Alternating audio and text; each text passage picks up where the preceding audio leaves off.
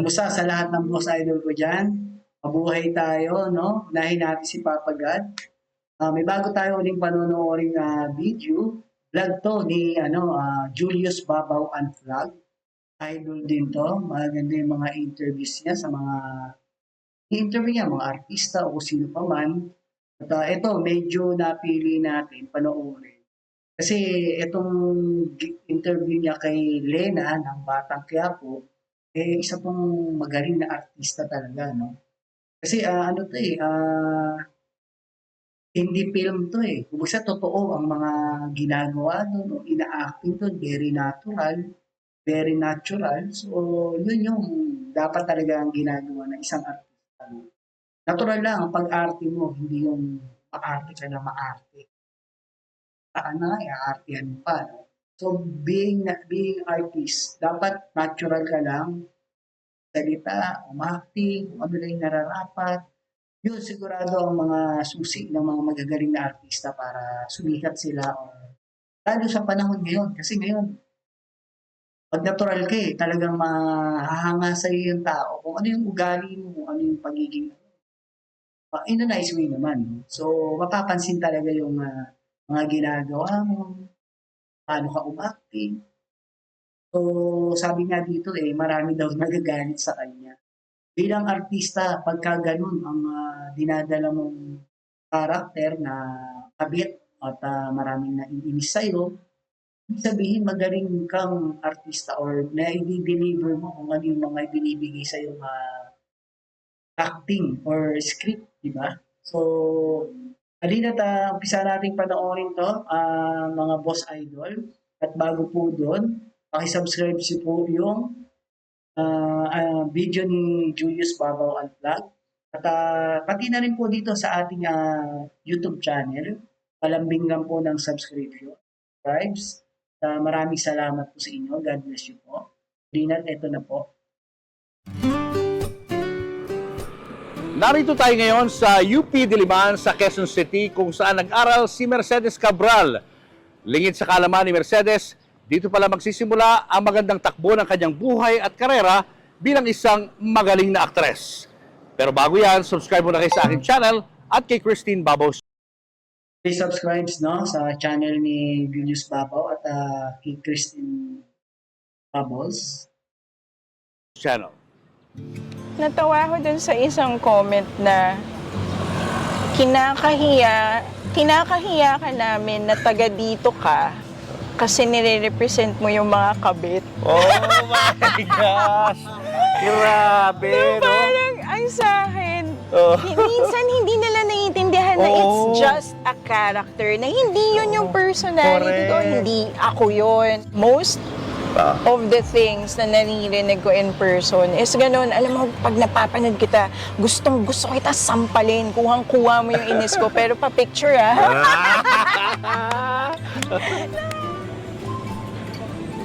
Hello!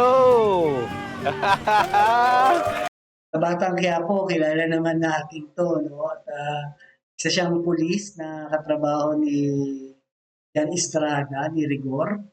At nagkaroon sila ng relasyon, no?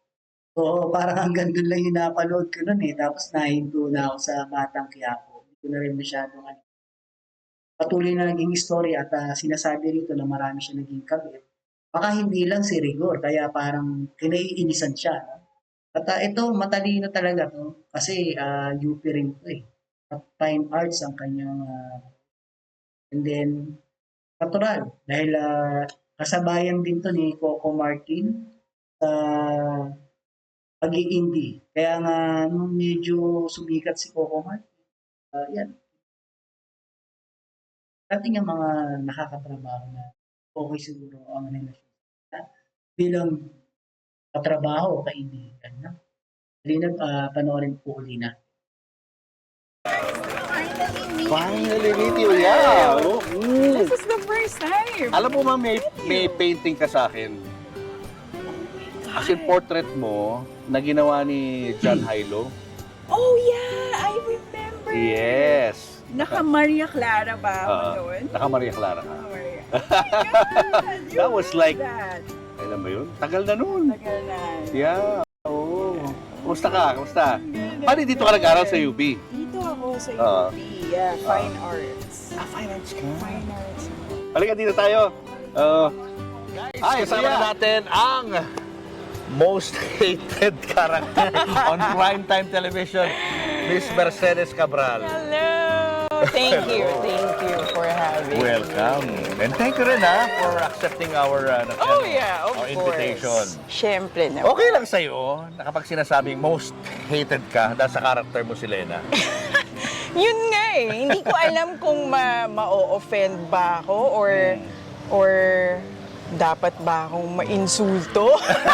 Pero sa akin ano yun, it's a huge compliment kasi ibig sabihin, nagagawa ko ng maayos yung inassign na character sa akin. Like, siguro in-expect ko na rin naman na may mga maiinis na tao sa character ko, pero siguro ang hindi ko expectation is yung siguro yung laki ng or dami ng Na mga naiinis. tao na naiinis. Pero at the same time nakakatuwa kasi pagka nakukuha ko yung mga hateful comments sa social media eh. Pero pag nakikita naman ako in person, alam mo yun, sasabihin sa akin na, oy, sobrang gustong-gusto kitang sampalin, pero, alam mo yun, pero okay, like, magaling ka. So sa akin, ano yun, compliment yun. Hindi ko nga iniisip eh, kasi I remember, si Direk Malu, si Villa, tinanong din ako eh na anong pakiramdam or anong nararamdaman ko pag gano'n, like okay ka lang ba na nanginis sa'yo yung mga tao. Tapos sabi ko, yeah, like it's fine, I guess. Kasi nga, ibig sabihin, nagagawa ko naman, hindi ako nagre-reklamo kasi I think yung ibang actors ata parang nagsasabi din pag masyadong masama na yung character nila, di ba? Parang ang concern nila is pwedeng, alam mo yun, bait na naman ng konti para, alam mo yun, like, para naman hindi maging, alam mo yun, Hateable. like, hateable talaga. So sa akin, parang wala eh. Like, kailangan yung character na, kailangan yung character ni Lena eh, sa story. Siya yung gumagawa kasi ng conflict, di ba, sa story. So, na-enjoy ko siya actually. Na-enjoy ko magkontrabida kumpara sa, kasi na-experience ko na rin maging bida. May ginawa ko na teleserye, yung Hiyas. Yun yung unang-unang teleserye ko. Nakakapagod din siya kasi siguro like portraying a bida din. Ang bigat, like emotionally, parang yung demand niya, like kawawa ka, alam mo yun. Yung demand na Sinasabunutan ka, ganun. Oo. Pero pag kontrabida, na-realize ko, parang, wow, Powerful. ang saya pala na ang saya maging ilalabas mo yung sama, alam mo? Yung samaan. Pero first kontrabida role mo yan. Before ba, nakapag-kontrabida ka na rin? Before, may ginawa ko na kontrabida din, yung Huwag Kang Mangamba. So, kontrabida din yung role ko. But at the end, nag-iba din yung character ko eh. Nagkaroon siya ng shift. Bumait din siya. Pero yun nga, sayang kasi namatay yung character nung nagbago. Saka siya namatay. Pero na-enjoy ko. Like, Saka it's pinapanood fun. akong movie mo, yung yung nilason mo yata, lahat Yung ng Apag, Oo, yeah, yung okay. sa Apag, no? Yeah. Medyo kontrabida ka doon, no? Medyo. Tapos yun din eh. Okay din kasi nagulat ako na, uy, wala pala akong linya dito. Kasi ganun, working with Direk Brillante Correct. kasi hindi siya nagbibigay ng script.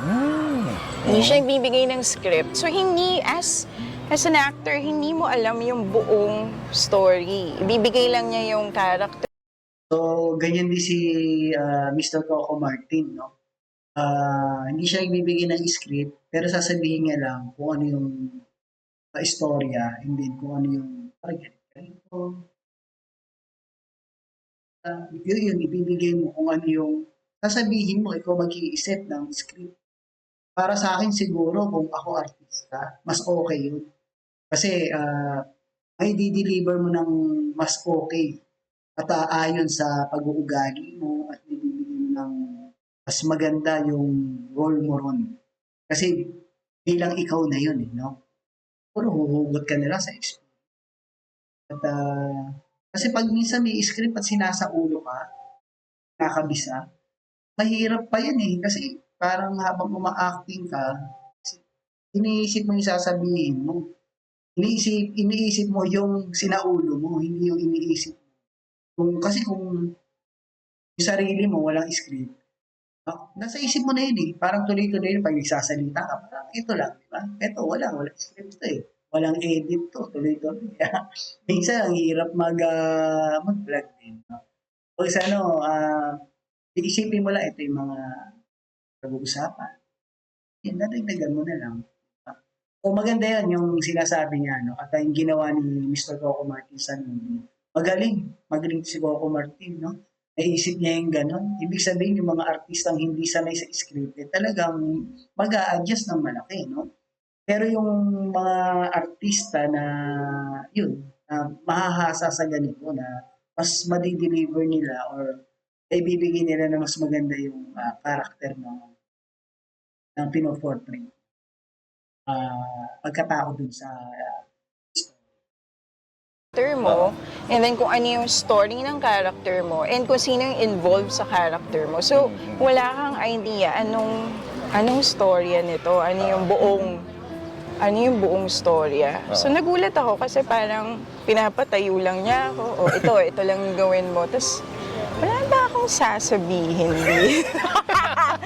And then yun nga, wala yun. Hanggang sa natapos na yung pelikula. And then nung natapos na, doon ako nagka-idea na, yun pala. Kaya patingin-tingin ka lang, meron ka palang role na gagampanan. No? Na vital pala siya dun sa story. Pero sa Batang Quiapo, may rehearsal to. As in talagang pinag-aaralan yung mga mga scenes. Yes, like batuhan ng pinag-uusapan talaga namin. Once na nasa set na kami, mag-throw lines kami, mag-script read kami, and then pag-uusapan kung paano gagawin, like kung may adjustment din yung lines, like siguro mas better kung ganito sasabihin. So may mga changes na nangyayari din. At the same time, saka namin i-rehearse or iba-block yung eksena. So pagka may mga physical like element like sampalan, yung mga ganon, kino-choreograph muna siya bago namin gawin. Kasi syempre yung safety ng mga artista at the same time, mas maganda na one take or alam mo yun, like less takes para kasi totoo yung mga sampal eh. Mas effective kasi talaga. Ang hirap kasing dayain eh. Tapos hindi siya ganun ka-effective tingnan. Parang hindi siya ganun ka-impact. lumaki siya, no? Mas bagay sa kanya yung sana magpapayat to si Elena. Para mas mas dalang-dala niya yung pagiging character niya nakabit dyan, no? Kasi mas kaakit-akit. Chubby kasi siya, no? So, parang mas sa akin lang, mas lalo pang gaganda yung mas lalo maraming maiinis sa kanya. Ibig sabihin lang, magaling siya. Or wala masyadong impact kapag pinipeke. So, I prefer na pagsampalan or sakitan, mas gusto ko yung totoo kasi nakakapag-react din ako eh. 'Di ba? Kasi nga acting is reacting. So pag peke yung sampal sa akin, parang mas nahihirapan akong i-arte. Parang mas gusto ko na tutuhanin para yung emotion ko din na natitrigger din talaga ako. And then totoo yung emotion na Tama, no? Kahit ako siguro, ganun gusto. May ag-action, suntok, sobra. Tama din. Medyo konting tulong. Sa kanila, totoo, pero wag na yung sobrang malakas. So, alin mo yung patatamaan, pero wag sobrang. Pwede na may edit. Parang na ilalabas ko. And mas effective yung nangyayari sa eksena. Si Ma'am Charo, nakasampalan mo rin. Si Ma'am Charo, Sinampal mo si Ma'am Charo? nakakailang. Hindi ko yata kaya yan. Oh my God, yan, nung nalaman ko. Nung nabasa ko rin yung script, parang sinabi ko rin dun sa director na talaga sasampalin ko si Ma'am Charo yan, sasampalin ko. Tapos sabi niya, hindi po, kailangan po kasi talaga. So, even si Ma'am Charo ingat din, syempre. Ayaw din niya ako ayaw namin magkasakitan, syempre. Pero, wala kailangan talaga. So, like, ang dami niyang sampal. And then, minsan pag nadadala ka na rin, hindi mo na rin alam yung nangyayari. Pero, I remember na hagip ko rin siya, ano ko rin. Wala mawawala ka na rin because of the emotion din Pero naalala ko after that, as in nanginginig talaga ako. Tapos niyakap niya ako kasi Magaling yan na si Reyna. Tsaka syempre, si Ma'am Charo. Kasi veteran actress talaga yan. Magaling yan. At sa akin, panood ko yun o yung hindi pala kay Ninong pala yun, kay Eddie Garcia. Tawag siya ni Eddie Garcia. Ayun, palagi siya nasa bahay at palagi niya pinag-aanda lang siya. Yung niya, pero very, kayang-kayang dalhin. after doing that scene, grabe yung iyak ko. Kasi feeling ko yung emotion kasi na kailangan is galit. So yung, alam mo yun, yung pag naipon yung galit, tapos kino-contain mo yun Tapos hindi mo siya mailabas talaga, like fully, parang you have to control it. 'Di ba? So nung natapos na yung eksena, doon na bumuhos. Parang, grabe yung iyak ko. Tapos nanginginig ako. And then, nagyakapan kami ni Ma'am Charo. Nag-apologize siya. Tapos ako rin, parang gano'n naman Like, it's part of our job na... Amo si Ma'am Charo, nasampal mo. Tinamaan mo rin siya. Di ba delikado yun? If you get carried away with a character, parang minsan baka mapalakas mo yung sampal mo, yung suntok mo. Yeah, there are times na...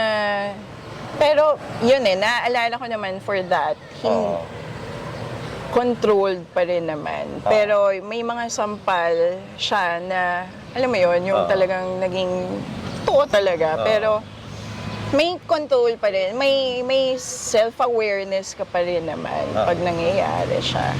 So, ayun. Yung hagdan scene, yung nakakaasar na scene na marami nagalit sa'yo kasi parang gusto mong palabasin na tinulak ka ni Tanggol. Hindi naman pala totoo. Paano mong pinaghandaan yun? Oh my God. Isa pa yun, nabasa ko rin yung script. Sinabi ko na, talaga ba gagawin ni Lena to? Ganun siya kasama, no? Na, hindi, buntis si Lena So, hindi pati ba yung, yung baby niya, like, she's gonna put her baby in danger. Tapos sabi naman nung director, kailangan siya kasi nga it's one of the like conflict in, alam mo yun, trigger din para maging masama kasi si Lena like very manipulative siya So that's her way para galit na nga si Rigor kay Tanggol para mas galitin pa. So that was her point. Kaya niya ginawa yun. At the same time, because she's pregnant, hormonal siya. Hindi na yung mga iniisip din niya. So, may stunt woman naman na nang gumawa nun yung pagkalaglag. And then, syempre kinausap ko rin and then chine-check ko rin siya after parang are you okay? Diba kasi yung trabaho din nila hindi rin biro Like very physically demanding din on their end na you have to check din kung okay lang ba. Talagang nahulog ba sa hagdan? Nagpakahulog talaga siya sa hagdan. Nasaktan siya? May mga pasa siya. Talaga? Pero after that, parang alam naman daw niya kung paano yung tamang maglaglag. But still, di ba? Laglag pa rin yun sa hagdan. Yun ang di alam ng mga tao na may mga gumaganap na role nyo. Sa mga mahihirap na eksena katulad mo. Yes. Tapos sa kanila, like, like mga heroes namin yung mga yan. Kasi sila yung gumagawa ng mga, mahihirap na eksena na hindi namin kayang gawin. Alam mo yun, parang ayun, like, kailangan natin i-appreciate din itong mga tao na to. Tama. Si Cherry Pie, meron kung di kayong bakbakan moments. Meron din, may mga rin kami, Ganun may din mga nangyari. sakitan din kami, may mga sampalan din kami, sabunutan. So siya. Professional din si Cherry Pie, hindi naman napipikon Of sa'yo. course. Hindi. Of course. Tapos yun, pinag-uusapan din talaga namin paano gagawin, and then pagsabunutan. May mga proper ways kasi how to, alam mo yun, paano hawakan yung hair mo na hindi talaga mahihila, na hindi ka masasaktan, pero magmumukhang totoo. So may mga ganun kasi na techniques para nga hindi kayo mas less yung sakit na mararamdaman mo. So yung mga ganun, Pero pagdating kasi sa TV, namin. parang totoong-totoo kayo nag-aaway, no? Tapos gustong-gusto ng mga tao yun. Gusto Bakit nila? nyo ba gusto yun? Kaya nga nagkiklik yung mga ano di ba, yung mga face-to-face, di ba? Yung mga nag-aaway Oh, ng yeah. mga tao. Oo. Kasi ewan ko ba, parang it's some kind of entertaining, no? Oo, sa mga ibang mga viewers. yeah, like live na nag-aaway. Di ba? Ongoing pa rin itong shooting nyo. Yes, ongoing pa ongoing rin. pa rin. So more than a year na ang Batang Quiapo. Marami, may mga additional characters pa, and then ayun, actually hindi rin namin alam kung saan ano pa yung mangyayari sa characters namin. But ngayon, parang ang exciting niya kasi nga si Lena pumunta na sa bahay ni Rigor. So parang gumulo na naman yung bahay. And then yun. gumulo yung buhay, mas gumulo yung buhay ni Rigor. Si Rigor talaga no? Itong role mo na to, tingin mo Pahabain nila yan. Ang Quiapo, gaya ng ginawa sa ano, no? Yan, swerte ng mga nandyan talaga at yung mga main character dahil nito ito si Jan Estrada. Yan, swerte. Tatay yan. Ganda yung acting ni Jan Estrada. Saka dati pa, magaling to, mapa-comedy, drama, at loko. Medyo magaling talaga to si Jan Estrada, no? Idol. tatagal to? Matagal pa na panahon? I gagawin? hope so. I hope I'm so. sure, no? Kasi kailangan ka dun eh. Kailangan. Pag wala oo. ka dun, hindi ganun ka-exciting. No? Oh, yun nga. Tapos may mga tao na nagsasabi na kailangan alisin na yung, siguro dahil sobrang naiinis ka sila, kailangan alisin na daw yung character ni Lena. Tapos iniisip ko, pag wala kasing kontrabida sa story, ano siya eh, like, not saying na, alam mo yun, magiging boring. Hindi naman, pero, alam mo yun, nakaka-add ng flavor kasi sa story yung mga kontrabida eh. And alam mo yun, yun yung mga kaya mo rin pinapanood eh, kasi part yun ng experience of watching a show. Oo. Saka ewan ko ba, kung kontrabida, parang mas nag-stand out ka dun sa role. Like si Direk Joel, di ba? Yeah. Yung role niya, nakakaasar, di ba? Yeah. Kaya nag-stand out yung ano niya, yung... Kaya magaling, no? Joel Lamangan yan, director yan eh. Yan talagang napansin kong napakagaling umarte sa Batang Quiapo. Si Roda. Talagang ano siya, yung pagkatao niya, mga nakikita rin ako sa totoong buhay na ganyan eh, na talagang matindi, ganyan magsalita, ganyan kumilos, ganyan kung paano manlait ng tao, or talagang paano mag-deliver ng salita. Medyo kilala ko, may mga ano akong ganyan tao, talagang malulupit. Parang isa siya sa ganyan, no? Pero yan naman, director yan eh. Siyempre, siya nga yung nagpapa-acting kung anong gagawin. Tapos siya, pangit acting niya. Saludo diyan kay Roda, no? Joel Lamangan, Direk Joel Lamangan. character niya. Parang ikaw din, ganun din. Yeah. Anong pinaka most memorable na reaction na nakuha mo sa mga tao dahil sa pagiging mong kontrabida? Sa Bicol, kasi doon galing yung mom ko. So pumunta kami doon, and then may mga nabisita ako ng mga kamag-anak. And then nagulat ako kasi lumabas ako doon sa Ligao City now. So may mga comments doon na natawa ako kasi may mga hati eh. Like may mga masaya na I was there, na nakita ko, nakilala. Natawa ako doon sa isang comment na kinakahiya ka namin na taga dito ka kasi nire-represent mo yung mga kabit. Oh my gosh!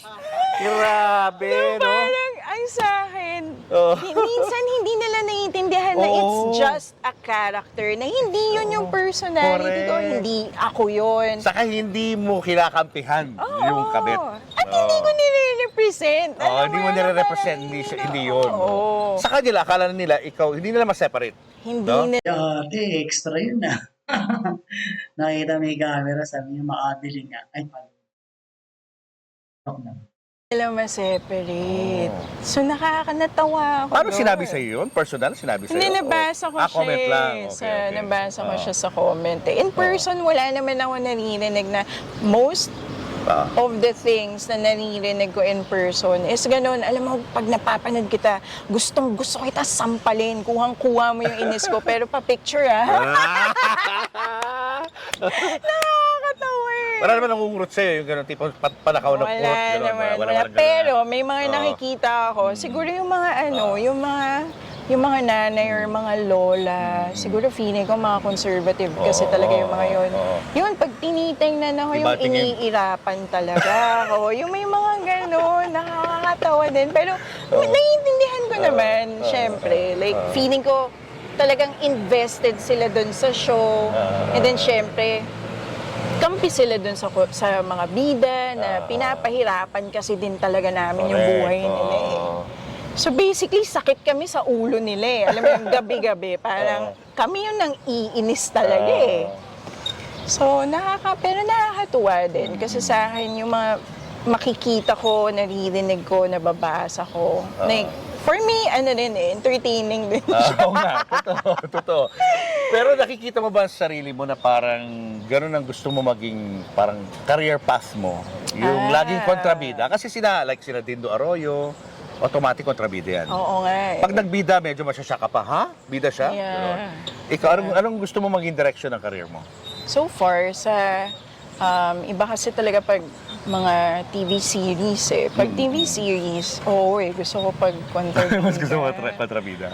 I mean, okay din naman pagka okay naman maging maging on the good side or yung character mo mabait, pero mas na-enjoy ko siguro mas na-challenge kasi ako eh. Kasi parang may inaano ka sa loob mo eh. May parang ginagamit ka rin or like may certain emotion Hugot, yun. Diba, ang mga bosay. na kailangan mong ilabas to trigger that eh. Alam mo yun? So parang sa akin, mas na-challenge ako, mas exciting siya for me pagka Ito, may mga iba-iba na rin pala siya. Halos isang taon na rin. Ay, hindi naman. Kasi halos. Wala pa si Ana. pagkontrabida eh. Mga scenes mo laging tumatatak, nagiging memorable sa mga viewers. Yeah. No? Siyempre, like, pagdating naman sa mga films, iba din kasi. Gusto ko yung mga, like, complex characters. Like, siguro yung mga mentally unstable or, alam mo yun, there's something, like, wrong psychologically. Like, mahilig kasi ako, like, mga psychological thriller. Yung mga ganun na... Pero ako din eh. Ganyan gusto ko sakaling mabigyan ako ng pagkakataon. Kaya mga psycho killer, ganun. Simple yung movie, pero parang mabait ka, inosente, pero wag ka pagdating ng malabas ka. Hindi. Ayun, nanghahunting ka na pwede mong epokin. Parang gano'n. Maganda yan yung mga karakter na gano'n. Yung medyo serious na yun. Medyo actor ka na. Nagkang pa naman. Okay yun. Na characters gusto kong gawin. Wala pa ako nagagawa kasi na gano'n. Yeah. Like, for example, yung movie na Split, di ba? Sobrang galing ni doon. Yeah, yung mga gano'n na gusto mo yung iba-iba? Iba-ibang characters. Yeah, gusto ko yung gano'n. Like, I know it's gonna be hard. Pero gusto ko yung challenge na gano'n eh. Kasi nga, ang sarap din pag-aralan kasi ng character eh. Like, aaralin mo kasi talaga, like, paano siya maglakad, paano siya mag-isip, bakit ito yung mga decisions niya. Pag-aaralan mo lahat yun eh. Sa akin, enjoy ko yun eh, studying a character. So itong si Lena naman, yun yung napapansin ko eh. With TV kasi parang hindi pa kompleto yung character arc na binibigay sa'yo eh, as an actor. Parang open book siya na ang daming pwedeng mangyari. So I guess yung challenge sa ganun, sa series, yung hindi mo mapag-aaralan ng buo as a whole, yung parang matututunan mo yung character along the way na habang tumatagal, parang unti-unti mong makikilala din yung character mo. Na, yung character na inassign sa'yo. Parang naalala ko yung mga unang araw ng shoot namin, hindi ko pa buo eh, si Lena. Like, hindi ko pa siya alam kung paano siya magsalita. Hindi pa kayo masyado magkakilala ni Hindi Lena. Hindi pa. And then now, ngayon parang mas, siguro na solidify na siya kasi nga malinaw na eh, yung mga intentions niya sa akin. So, I guess it's easier na. Ano ka ba? Parang method actress ka. Kasi si Ronnie Lazaro, nai-invite nila yung character. Yeah, oo. Ang sila. hirap daw tanggalin nun sa katawan. Yeah. Kahit tapos na yung ano mo, yung shooting mo, andun pa rin, naiiwan pa rin yun. Nangyayari ba sa iyo? Nangyayari siya sa akin, siguro sa mga movies, pag may mga ginagawa ko na film. Kasi, yun nga, na-enjoy ko yung process of getting into the character or being the character. Tapos kapag emotionally demanding or madaming like emotional demand yung sa character, after doing the film, yun na may mga ganun ako na nangyayari na dala-dala ko pa rin siya. And then, minsan may kinakausap pa ako para lang ma-debrief or, alam mo yung maalis yung character talaga sa akin. And then, I remember si Tito Ronnie, tinanong ko rin eh, parang what do you do pag sobrang hirap umalis, i-detach yung sarili mo sa character. Sinabi niya na huwag kang gumamit na Magaling umacting talaga to, no? Mga stage actor. Tapos hindi. Lawak at mas malalim ang experience. Magaling na artista yan.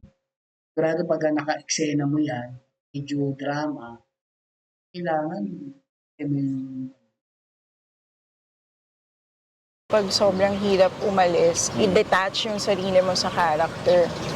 Sinabi niya na huwag kang gumamit ng personal clothes mo, ganun kasing ginagawa niya. Iba yung cologne na gamitin mo para yung scent. Like, ang lakas kasi nga ng sense of smell nga, na pagka naamoy mo siya, may certain memory ka na maaalala, di ba? So sa kanya, iniiba daw niya yun. And then ako, in-apply ko rin siya na, okay, yeah, like effective nga siya. Kasi once natapos na tong film na to, hindi ko na maamoy ever yung cologne na yun. Pag may requirement na kinakailangan mong umiyak, anong iniisip mo? Ayun, that's Para umiyak ka? Depende. Kasi syempre may mga times na madaling araw na, di ba yung pagod ka na rin talaga. So wala ka nang mahuhugot. But pag kailangan talaga, may mga techniques naman how to do it. Like, for me personally, may certain songs or music ako na pinapakinggan na like trigger ko siya. Once napakinggan ko na siya, nararamdaman ko na yung emotion agad. Tapos maiiyak na ako. Kasi siya like may nababalikan ako na memory, like something like very sad bumabalik ako doon. And then yun, nagtitrigger siya ng emotion sa akin. So ganun yung parang lumalabas mga tips ang binibigay ni Miss Lena, no? Paano yung pag-acting, pati yung actor na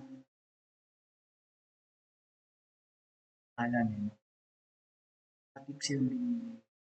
So, ang pagiging artista talagang gamit ka ng isip, utak at emotion. para lumabas yung galing mo, samahan mo ng Yung ginagawa ko.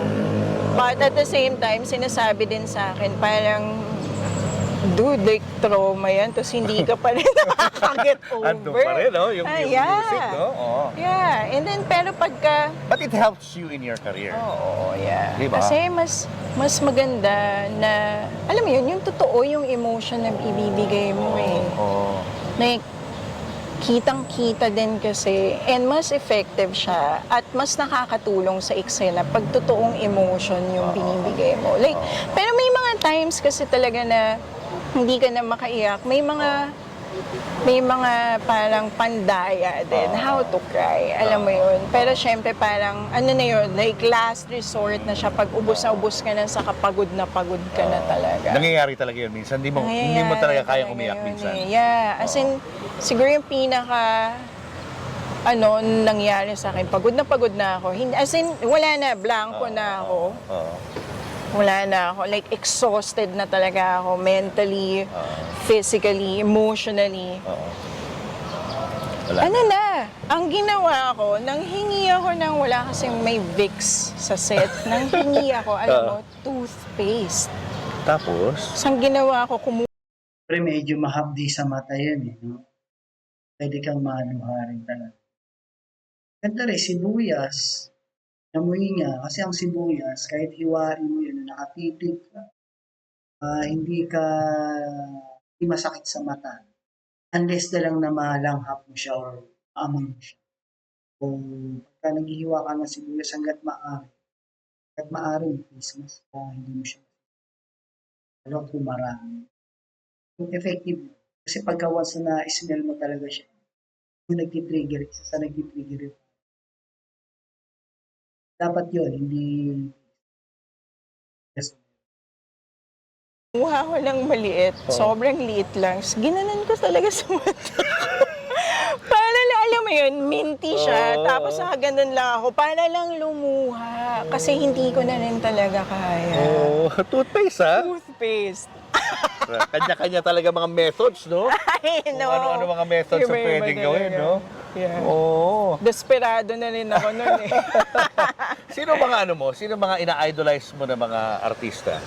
Tito Ronnie, like Ronnie Lazaro, like I'm lucky. Galing nun.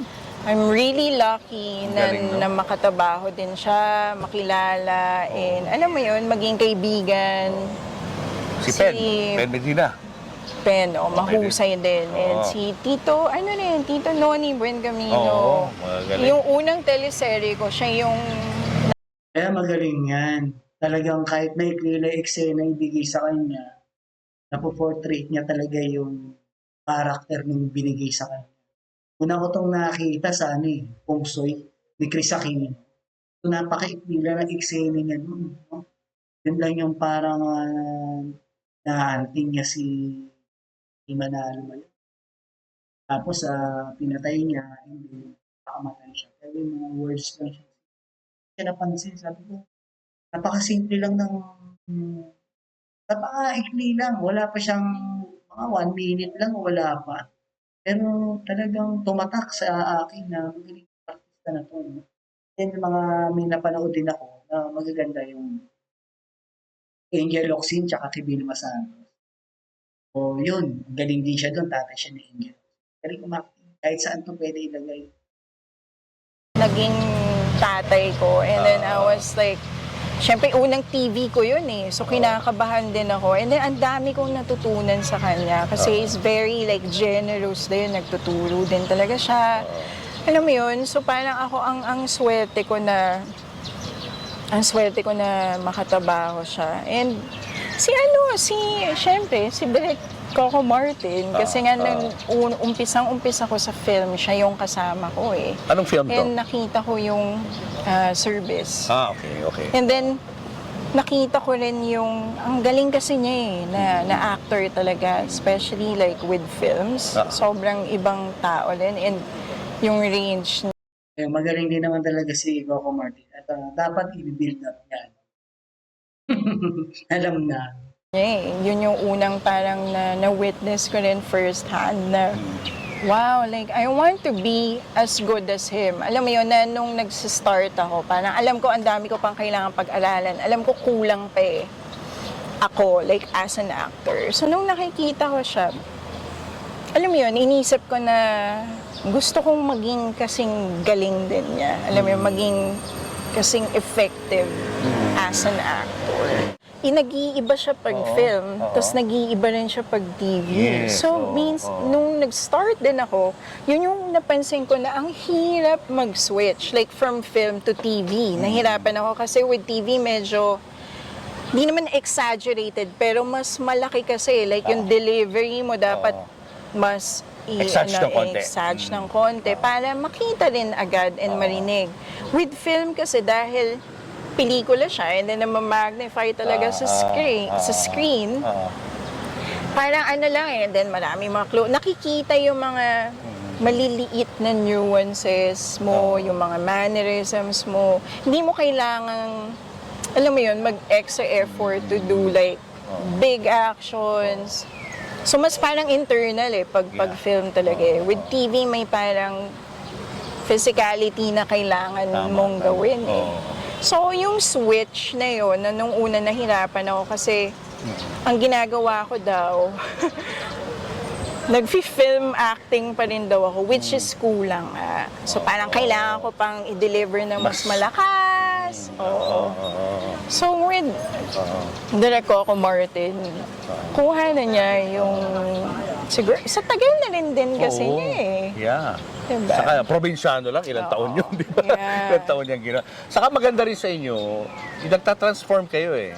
Yung character nyo, iba sa tunay na pagkatao mo. Like yun, nakita kita, hindi yan yung ina-expect ko. Ang ina-expect ko yung si Elena, di ba? Yung medyo gano'n, no? Yeah. Parang naiiba mo yung character. Yeah. Yun ba sa tingin mo parang mas effective ka kapag gano'n? Yung tipong nagbabago yung tingin sa'yo ng tao sa role na yon at paglipat mo naman sa ibang role, iba na naman. Iba. Yeah, siguro. That does make you a better actor pag ganun. Yeah, like Diba? sa mga actors, ano rin yun, compliment yun pag sinabi na napanood kita dito. And then Iba ka. napanood ko yung ganito yung ginawa mo naman sa isang movie or series. Ibang-iba ka. Like sobrang ano yun. So yun nga yun, no? Dapat talaga na i-deliver mo. Ano yung character na ibinigay sa'yo. Siguro mas maganda nga, walang script, no? So ikaw na yung gagawa ng sasabihin mo, i-acting mo ng kung paano kumilos ang character na pinoportrait mo. So mas okay yun, yung sasabihin lang sa'yo, dapat ganito ka, baliw ka, tapos nagugutom ka, bigla kang magnanakaw. Ganun. So, yun, papasok na sa isip mo, inaaral mo, iniisip mo lang kung ito yung parang mas madali yun kesa sa meron kang script na kinakabisado.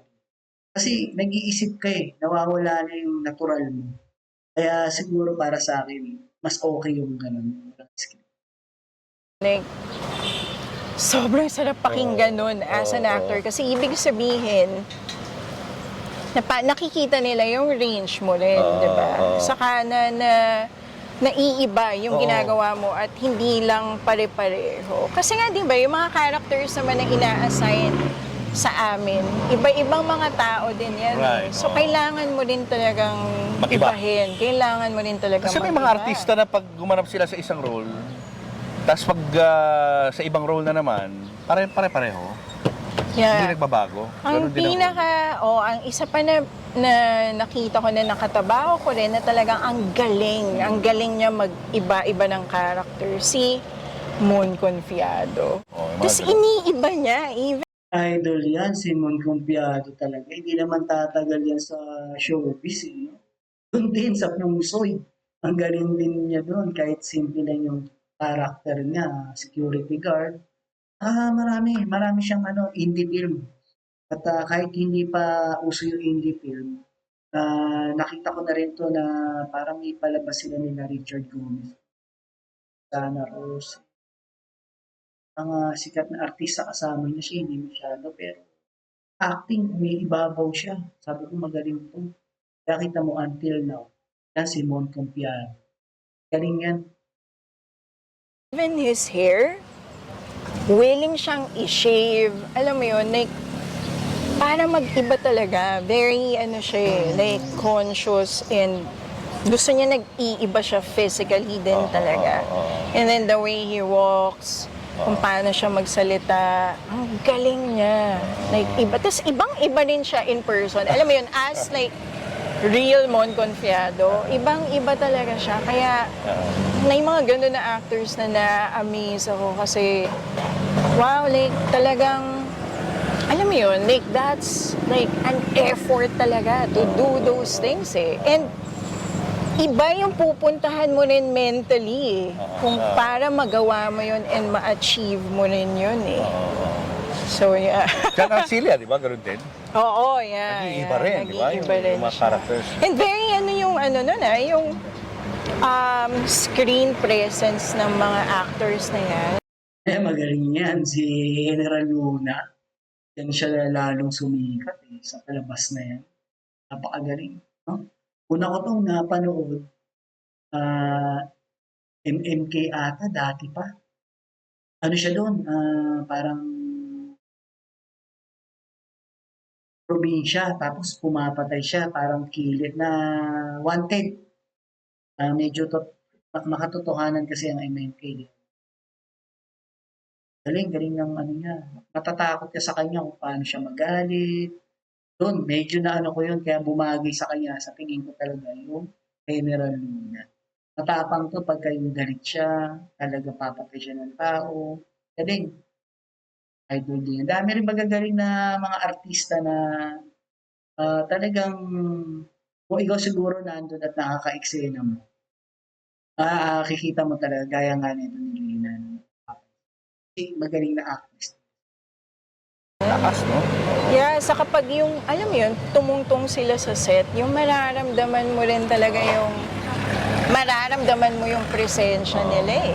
Without even like really doing anything, naglalakad lang yung in character na agad, tapos ramdam na ramdam mo, parang wow, ang galing. Sa Pilipinas ba, Ganun. kailangan din ng mga babae naman yung parang pinakabida? I think naman wala lang akong maiisip like right now on top of my head. Tama. Pero I'm sure may mga pelikula din naman na gano'n, na nagli-lead din yung mga babae. And gano'n din, at nabibigay din ng gano'n, like iba-iba din.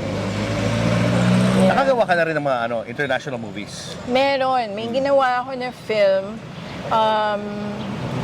Yung unang international ko is yung Thirst, directed by Park Chan-wook. So, yun ang unang international. Ito, Exorcist siguro. Parang yung babae dito, Angelina Jolie ng bata. National film na nagawa ko. So, nag-shoot ako sa Korea. Siya pala yan. Siya pala yan. Para si Angelina Jolie siya. And then, hindi ko nga siya kilala pa. Kung nag-uumpisa pa lang ako noon, hindi ko siya kilala. Wala akong idea sino si Park Chan-wook. And then, nag-send ako ng audition video for him. Tapos naka-receive ako ng email na, tanggap ka na, gano'n. Saka ko siya ni-research. And then, ang unang film na pinanood ko na ginawa niya is Old Boy. Natakot ako, parang, shit, ito yung makakatrabaho ko. Oh my God, kasi sobrang husay niya. And then, may ginawa ako sa Denmark. Nag-lead ako sa isang film. Rosita yung title naman. So,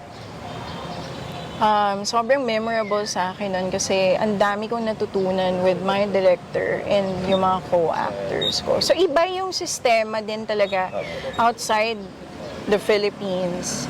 Like working. As in doon, 8 hours lang kami mag-shoot. Dito kasi 12 to 14 hours. But now, it's very strict. So, nakakatuwa naman sa set ng Batang Quiapo. Very strict talaga sila. Like, 12 hours lang. Kasi kaya naman pala Correct. Kaya naman pala. Before kasi, di ba, more than 24 hours. Grabe noon Oh eh. my God, yeah. Balikan lang natin yung yung beginnings mo. Paano ka nag-start sa movies? Fine art art student ako. Okay. So Dito? yun kasi yung Sa UP? hilig. Yes. Yun kasi yung hilig ko eh. Magpinta, mag-drawing. Oo. And then, kailangan kong tumigil muna mag-aral. Tapos, ang unang trabaho ko is gumagawa kami ng murals. Under Alfred Galvez nga. Gumagawa kami ng mga murals. And then, nag-start ako mag-model for him. Actually, parang siya kasi yung gumawa ng naked art dito sa Philippines din. Or naglalabas siya ng gano'n. So, basically, yung mga models, nude, but not totally. Kasi may mga nipple tape, nakatong, gano'n. Pero like covered with body paint and art yung katawan. So may nangyari na hindi pumunta yung isang model. So ako na lang yung nag-represent na ako na lang. Kaya yun, nag-start ako mag-model muna. And then yung naging manager ko that time, sabi niya, you should try like acting workshops. Para lang alam mo yun, like wala namang mawawala. Kasi may kakilala siya na director. So, ginawa namin yung, noong una hindi ako interesado talaga. Parang, bakit ko gagawin yan? Ayoko naman maging artista. Kasi ganun talaga. Hindi ako interesado. And then, naisip ko, okay, sige, I'll try it. Kasi wala namang mawawala sa akin. May matututunan pa ako. Nung nasa workshop na ako, parang yun doon ako na, oh wow, may ganito pala. Mabuti ginawa niya yun. At yan, pakinabangan niya at then nandiyan siya ngayon sa pinatatayuan niya. Kung hindi niya na experience yun o itibay, wala sana siya sa ganyan industry. Okay din, no? So, para aksidente ko siyang na-discover. Tapos, na-enjoy ko siya gawin. And then, ayun nag-a-attend ako ng mga auditions. And then, nag-audition ako kay Direk Brillante Mendoza. Tapos doon na nag-start. After that, dire-diretso na yung mga So, films. puro mga Pero indies. more on indie movies and films talaga. Yun yung nakasanayan ko. Yan yung indie film queen, no? O marami nga ito pinagbidahan sa indie. Magaling umacting, natural. Kaya kung magiging artista ka na galing ka sa indie film, siyempre may mga bawal dito na pag sobrang na talagang. At yun siguro dito sa indie film parang gano'n nga less yung character, less yung script yan. O palalabas talaga sa'yo kung ano yung. O siguro, kaya si Coco Martin, indie film din si Coco Martin kasi nag-umpisa. So kung talagang ngayon ginagawa niya yun. Kasi yun yung nakasanayan. Very natural lang. Lalabas talaga sa'yo pag wala. Tapos hindi ko na siya natigilan. Sobrang na-in love din ako sa acting. At first ba nahirapan ka when you were doing mga indie movies? Yeah. Kasi ibang requirements ng indie, di ba? Yeah. So, nahirapan ako in a sense na feeling ko kulang ako as an actor. Kulang pa yung alam ko. Ramdam ko yung hunger for like learning more and I want to be really good at this. May ganun So, nag-a-attend ako ng mga workshops para hindi. Tas, nung una ayokong pinapanood yung sarili ko kasi nga naiilang ako na parang ang awkward niya for me to watch like myself. Pero habang tumatagal, natutunan kong panoorin. Tama yun. Dapat panoorin mo yung sarili mo para nakikita mo kung ano yung babaguhin mo, iibahin mo, pangit pala yung ganito. Mas maganda kung ganito yung ginawa ko, sinabi ko, ganito yung pagsasalita ko. So, mas okay talaga na pinanonood mo. Ano yung nagkagawa mo. Kasi nga, nakikita ko rin kung ano yung maling nagagawa ko. Parang, sana ganito yung ginawa ko para mas naging effect. So, diba, tama kami ng pares kami ng thinking. And then, hindi naman talagang dapat gawin. In reality, no? Dapat talaga pinanonood. Siya or kulang. Ngayon naiintindihan ko pag sinasabihan ako na kulang pa. Sa umpisa mahirap kasi may mga nakakasabayan or nakakatabaho like si Miss Irma Adlawan. Na-intimidate ako, syempre. Kasi nga, Oo, ang veterano galing eh. din niya. Sobrang Oo, oo. husay ni Miss Irma. So, andun yung intimidation na minsan nakakalimutan mo yung lines mo. Kasi na-experience ko na mahirap kasi may ganun eh. So, mas naging effect. Mahirap kasi may mga nakakasabayan na or nakakatabaho like si Miss Irma Adlawan. Na-intimidate ako. Kaya medyo magaling yan sa mga nanay-nanay ni Sarah Geronimo. Ay, ni ano ata, ni Sarah nga, ni Sarah Geronimo yung sa Android. Sa marami rin siyang naging anak niya sa mga teenager. Ayan, magaling siya sa ganun. Pero nung nasa Batang Quiapo siya, parang hindi ako masyadong nagalingan sa kanya. At mayaman. Kasi kadalasan napapanood ko sa kanya medyo para lang sa akin. Ayun lang, sa akin lang yun, sa akin yun. Ako, syempre. Kasi nga, Oo, ang veterano galing eh. din niya. Sobrang Oo, oo. husay ni Miss Irma. So, andun yung intimidation na minsan nakakalimutan mo yung lines mo. Kasi na-experience ko rin yun na nagsastutter ako, nakakalimutan ko yung lines ko. Pero, alam mo yun, I'm lucky kasi very, pasensyo siya. Mahaba yung pasensya niya. Na nire-remind niya ako na hindi, sige, okay lang. Sige, gusto mo ba mag-through lines tayo ulit? Yung ganun.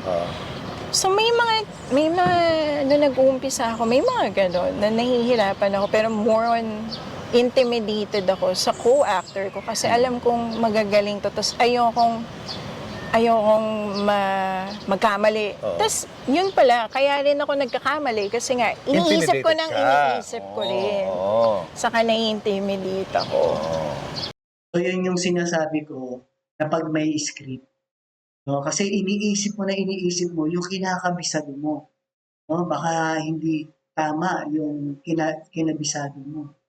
Unlike sa walang script na pusa mong nasasabi na ilalabas, may pattern ka lang kung ano yung dapat gawin na sasabihin sa iyo ng walang script. Kagaya nga dito sa Batang Quiapo, ganyan yung palakad ni Mr. Pocoman. Okay yan. Tapos magiging natural at may deliver mo ng ikaw. Pero kasi hindi ikaw, ikaw yung pagkatao mo, yung kunwari, kung salbahin. Pagiging salbahin. Ano man yun. Tapos sana medyo okay yung mic. Kaya po, minsan, dulo yung mic. Pero ngayon wala na yung kahit na mga senior actors na yung kaano mo. Meron pa rin? Like, syempre, yung first time kong makatabaho si Ma'am Charo Santos. Yun, din. Pero sobrang si Ma'am Charo, very like soft and caring. Ganun siya. Like, andun lang sa, syempre, si Ma'am Charo Santos. Yan. Yung mga nangyayari sa akin pag mga unang beses kong nakakatabaho. Tapos alam mo yun, yung mga magagaling talaga. Andun pa rin yung kinakabahan pa rin ako. Pero now, parang mas may confidence na ako na hindi. Kaya ko na rin go into or kaya ko na rin makisabayan. Kaya kong alam ko, like, naaral ko na maayos na yung script. So, kaya kong confident ako na hindi ko masisira tong eksena na to. And alam mo yun, natututo din kasi ako sa kanila. Marunong ka na kasi ngayon, no? Yeah. Pero about yung going naked sa mga indie movies, hindi ka nahirapan at first? Hindi, kasi siguro factor yung fine art student ako. So parang it's very like common and natural for me to look at, alam mo yun, naked bodies. Like I see it as art Sa akin parang naintindihan ko siya agad na pag-demand siya sa isang script or character. Naiintindihan ko siya. Hindi ko siya tinitingnan na, alam mo yun, like in a bad light or bad way na alam mo yun, parang maguhubad. Kaya nag-click siya sa indie film. At ang mga binigay sa kanya kadalasan ganyan. Sa service niya, sila ni Coco Martin, sila pala yung partner doon, no? At doon din na sumikat si Coco Martin. Pag-usapan yung movie na yan, no? So, kaya until now, sumikat si Coco Martin, siyempre, pilit niya, alam niyo kung sino yung sanay sa mga, ano, kaya nahugot na to. Talagang magaling naman, no? Lang, hindi ganun eh. Parang kailangan siya eh. Oo. So, pero syempre, depende pa rin sa script. So, binabasa ko rin muna talaga yung script. Kasi nagkaroon din ako ng offers before na sinasabi sa akin na may nudity. Pero nung binasa ko yung script, parang hindi siya okay for me kasi parang pang titillate lang talaga. Walang reason. Walang reason. Pero pag nahahanapan ko ng reason, parang, okay, it's needed. Pero syempre, nung nag-start ako, may mga ganun talaga na may mga comments ka rin na maririnig na, alam mo yun, hindi naman marunong umarte yan, nagubad lang. May mga ganun, di ba? May mga ganun. Yeah, so, wala eh. Parang part na rin ng trabaho din kasi ng actors yun eh. Yung kailangan masanay ka rin na huwag magpa-apekto dun sa sinasabi ng mga ibang tao. Diba?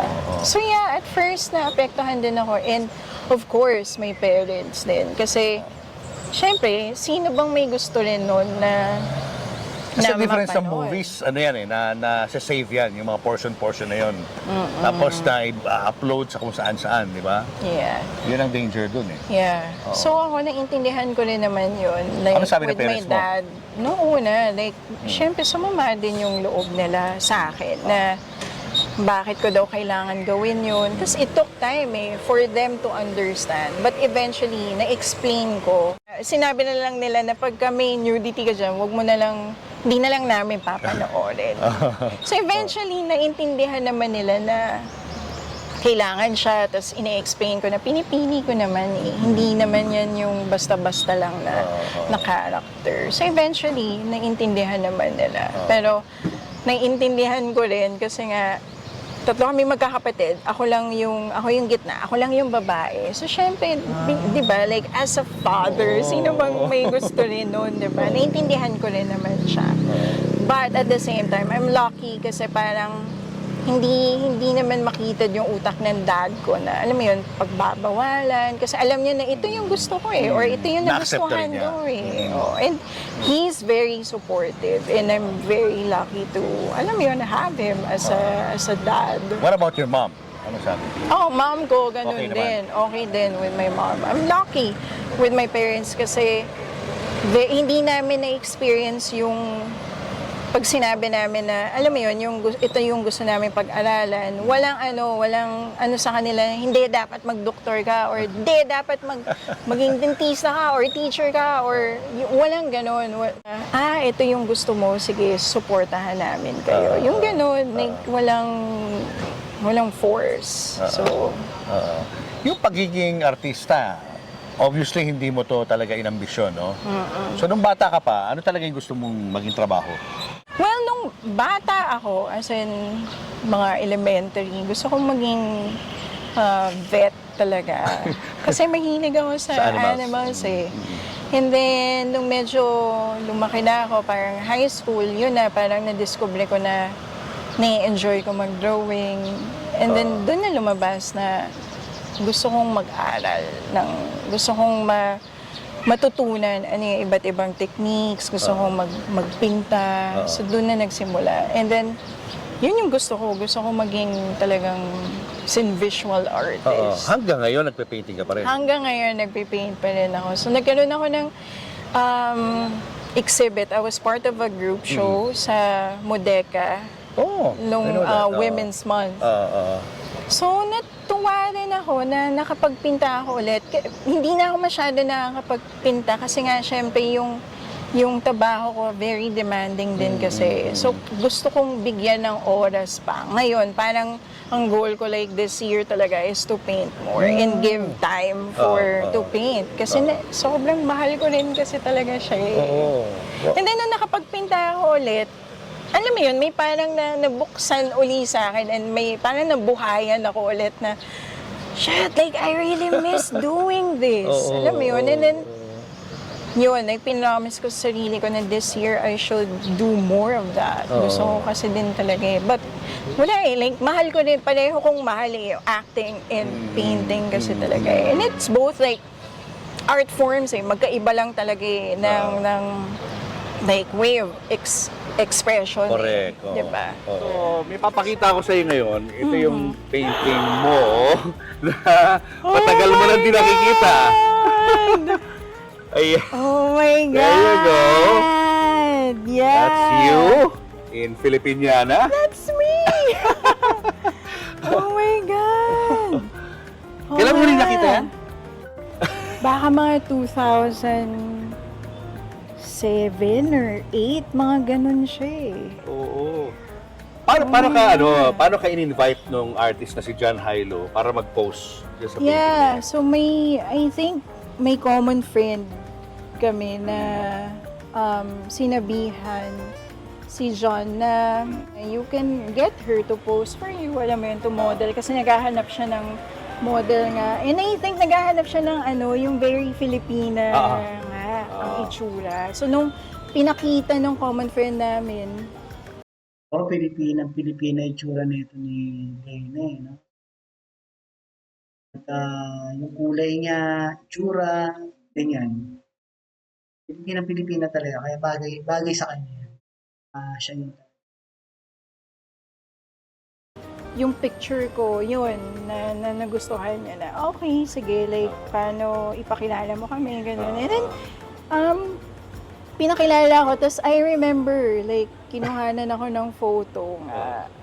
Wow! Ang tagal ko na, sa'yo pala napunta. Yes! Artista ka na niyan nung ginawa yan o hindi pa? Hindi pa. Estudyante ka pala sa UP. Yeah. No, O dapat, ang gawin ni Idol Julius Babang, magpasign siya dyan kay Lena. No? Pirmahan niya dyan, ngayon. Sa baba, grabe. Medyo iba ang value niya. Tsaka syempre yung gumawa, lahat naman ng artist meron silang signature na ginagawa. Pero dapat yan yung kay Lena. Kaya mas magiging malaki ang value na pinasign nito ni Julius. Na mismo yung tao na yan at iba yung thing.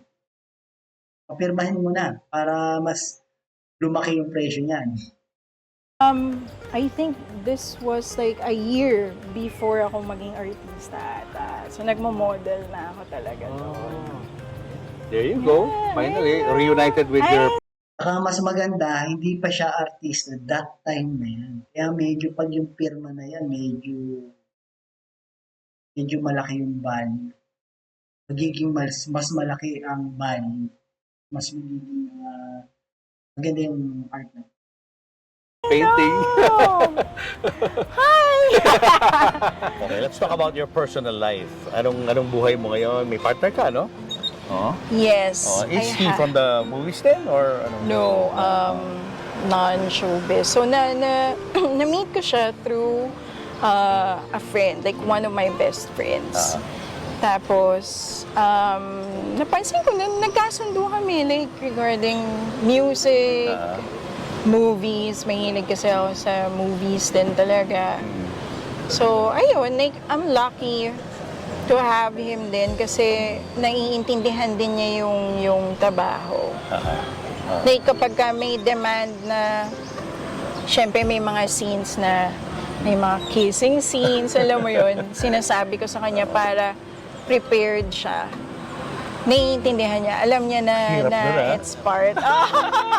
Medyo mahirap, medyo challenging, no? Diba? Like, there are, tapos may mga na-experience ako na dinate ko before. Nagagalit? Pinag-aawayan namin. Na parang, it's so hard. Kasi nga, sinasabi ko na, nakilala mo ko doing this na. So, hindi mo ako pwedeng Pahintuin. pagbawalan and stop doing that. Ay, nako, hindi ko gagawin yun sa sarili ko.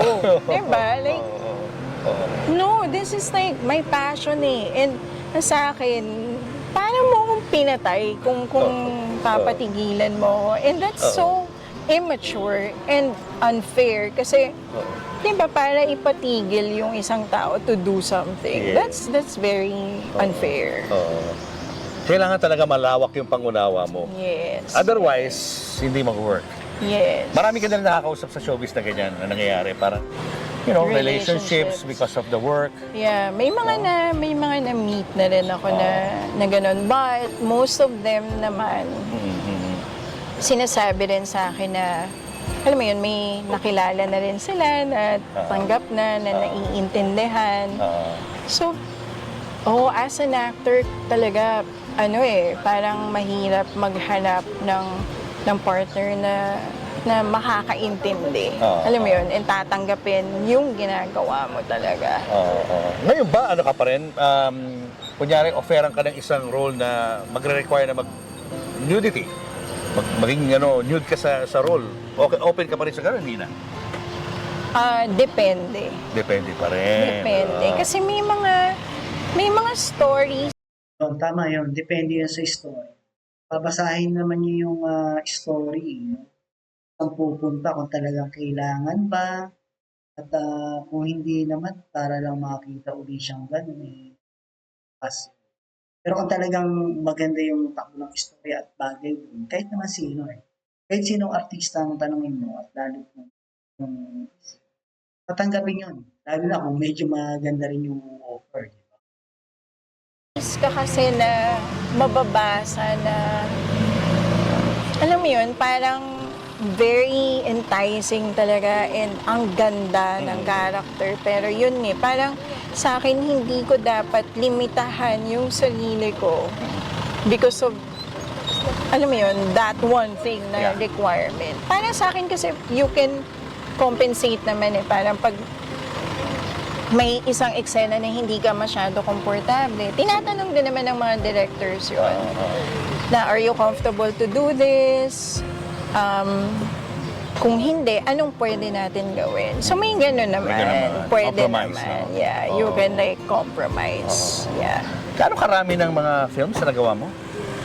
In total, nabibilang mo ba? Hindi ko na Marami. Marami. Yeah. At sa young age, ang dami mo na nagawa. Yeah, and sa akin kasi parang may time na tumatanggap lang ako ng tumatanggap kasi Expression siya. lang, parang saka i-enjoy ka. Saka sa akin, siya, natututo kasi ako and I want that, yung gusto kong matuto. So ako noon, talagang grab lang din ako ng grab kasi tapos nai-excite talaga ako na, wow, ibang character na naman to, ibang director na naman to, ibang mga set of actors na naman yung mga katabaho ko. So nai-excite ako pag gano'n kasi natututo din ako sa kanila. Anong naaalala mong pinaka-highlight ng career mo so far? The highest point of your career so far? Wow. Unforgettable. Yung siguro for me, yung ginawa ko na film sa Denmark na nag-lead role ako. I remember after the premiere, bumalik na ako sa hotel and then pumunta ako sa parang may mini garden kasi yung hotel. And then I remember I was just sitting there tapos parang iniisip ko yung mga nangyari, gano'n, na parang wow, talagang nandito ako. I can't believe it that I'm here. Tapos I remember I was crying and I was just, alam mo yun, nagpapasalamat lang ako. Thank you God for this experience. Sobrang thankful lang ako. Sobrang overwhelmed ako. And then, hindi man siya pinalabas dito. Pinalabas siya opening ng Cinemalaya last 2017, I think, or 2016. Hindi man siya pinalabas dito sa mga theaters dito. Pero parang siya sa akin parang that was for me, alam mo yun, as an actor. Parang hindi naman akong humahanap din ng, alam mo yun, parang recognition from here. Alam mo yun, but it would be nice, di ba? Pero parang sa akin, mas more on personal talaga siya. So sa akin, tas yun, sa akin pinaka-highlight ko siya kasi ako yung lead role Tapos international film pa siya. Kapag gano'n ka na, di ba? Nakapag Cannes Festival ka na. Yes, Anong movie luckily to? with Direct Brillante, yung service and yung kinatay. And then yung kinatay, that year, para magkasunod kasi na year yun eh. With kinatay, syempre, nirepresent namin yung Philippines. Kasabay nun, yung Korean film na kasama din ako, Thirst. So, ang kulit kasi that year, nanalo ng jury prize yung film na yun. And then si Direk Brillante, nanalo as a director. Wow! So, I had 2 films in the kasama sa competition. So, I was like, wow, ang galing. And then, ang saya din kasi nga, ang dami kong nakilala na film enthusiasts, actors, director. So, ang saya niya kasi, alam mo yun, mga kasundo mo and wala kayong gagawin kundi pag-usapan lang mga pelikula. And then, manood ng mga pelikula din. Kasi iba din yung mga films na pinapalabas doon. As in, walang tapon. Lahat iba-iba. Tas ang gaganda ng story talaga. Yun na yung pinaka-ano mo, yung pinaka-last mo na nagpunta ka ng Cannes. Hindi na naulit. Yeah. And yun, kino-consider ko din siya as like Highlight. my highlight. Oo Kasi nga. sobrang ano yun, like Unforgettable, no? yeah, and very like prestigious talaga siya eh, na makaapak doon and to be a Iba yung part pakiramdam of ba pag nando ka? Yeah, like na-feel ko na artista talaga ako. International actress ang dating mo, no? Yeah. Pati mga Hollywood stars nakikita mo ron. Nakita ko si Quentin Tarantino. Oh my God! First time kong mas starstruck. Dapat nabigyan ka na ng biodata. I know. Pinanood niya yung pinanood niya yung kinatay. Talaga? And then, Oo. nakakatuwa kasi, he wrote a letter, like personal letter to Direk Brillante Mendoza. Pina-frame nga ni Direk Brillante yun eh. And he was there, pinanood niya yung kinatay, gustong-gusto niya. Yung kinatay. Ito pala ni Coco Martin yung kinatay, no? Check nga sa... Ay, And he was like sitting in front of us. Tapos I remember seeing him. Tapos kinamayan niya kami parang, I really love your film. Ganon. Tapos ako parang, Oo. tapos sabi ng katabi ko, sabi mo na. Tapos hindi ako Tatameme ka mapagsalita. O parang talaga, yung ganon lang. So, yeah, it was a great Mahilig daw siya sa mga mga Filipino Gory. movies. Oo, yeah. Pati mga luma na mga movies. Yeah. Ginagawa niyang inspiration sa mga niya. Sa mga projects films niya. Oo. Wow. Yeah. Wala kang plans to work again with Brillante? Wala siyang, walang usapan na gano'n? Kung may film siya na gagawin ulit, and hopefully, sana kunin niya rin ako ulit. Kasi with him talaga, parang sa akin, every time working with him, kasi talaga parang sa kanya ako nag-umpisa din eh. Oo, Siya yung nagbigay din sa akin eh. Like, kaya isang malaking reason siya kung bakit din ako nandito ngayon eh. So ako, like, I owe it to him. Alam mo yun? And so, yung mga pelikula, kung may pelikula siya in the future, of course, like, gusto ko pa rin siyang makatabaho talaga. Sino mga gusto mong pasalamatan tao sa naging takbo ng iyong karera? Sa television at pelikula? Unang-una yun, si Direk Brillante Mendoza. Kasi siya talaga yung... Kaya rin ako nagkaroon ng international film because of him din. Dahil nire-refer niya ako to other like producers. So... Kasi alam ni Direk na magaling siya. Kaya nga internationally,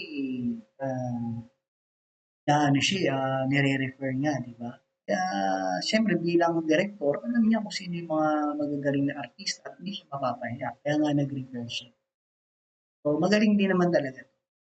Saka hasana siya sa indie.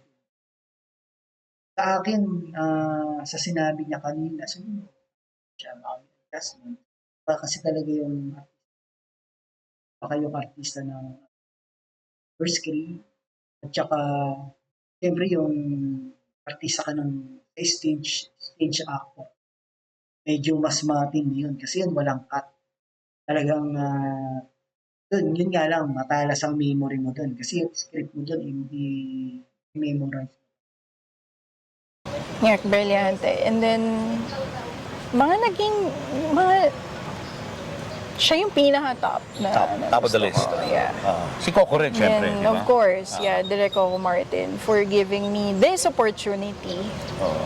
to be a part of his show na, alam mo yun, parang pinapanood ng marami and itong oportunidad na ang daming mga gustong, alam mo yun, maging Maging cast ng Batang Quiapo at yung dati, yung probinsyano. And then after nito, Batang Quiapo, tiyak meron yan. Kasi maraming movie si